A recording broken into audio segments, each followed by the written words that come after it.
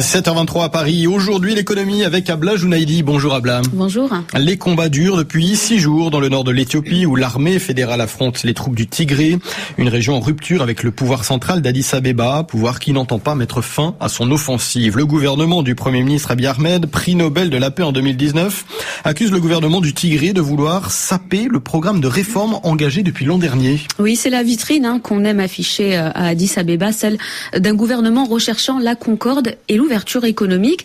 Cette offensive armée fait passer au second plan, en tout cas, l'ambitieux programme national destiné à porter ce géant démographique au stade de pays à revenus moyens d'ici 5 ans.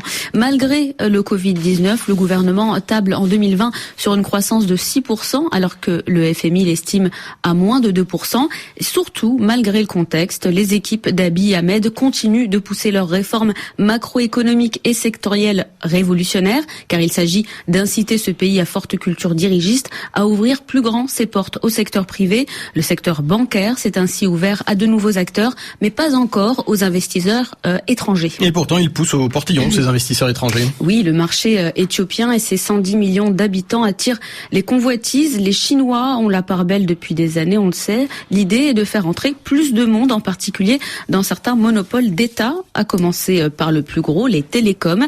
L'ouverture de capital de la compagnie Ethio Telecom a attiré une dizaine d'opérateurs étrangers.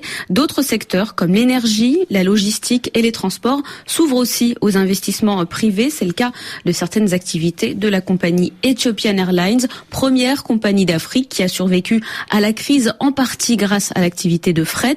Le gouvernement qui accuse le Tigré de vouloir saper ces réformes promet que rien ne saurait les arrêter, mais les investisseurs privés étrangers pourraient se mettre à douter, du moins à attendre, car on ne sait pas jusqu'où ce conflit peut aller. Son potentiel dévastateur a été largement commenté. Il pourrait menacer la stabilité politique et donc ralentir les réformes. Ces flux de capitaux extérieurs, le pays en a pourtant cruellement besoin. Oui, le pays est chroniquement en manque de devises étrangères et en ce moment, une vaste partie de son budget est consacrée à la lutte contre le Covid, mais aussi aux nombreuses crises qu'il traverse déjà.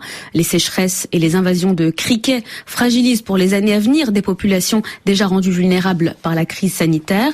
Dans le même temps, les négociations régionales pour régler le conflit autour du projet du grand barrage de la Renaissance sont au point mort. L'État, déjà lourdement endetté, notamment envers la Chine, peut compter sur l'aide au développement de ses partenaires étrangers, des partenaires conscients que la stabilité de ce pays est vitale pour l'équilibre de toute la région. En bref, Abla, l'administration fédérale américaine de l'aviation, la FAA, s'apprête à délivrer une nouvelle autorisation de vol pour le Boeing 737 MAX. Oui, c'est en tout cas la confidence recueillie par l'agence Reuters auprès de son directeur, Steve Dickson.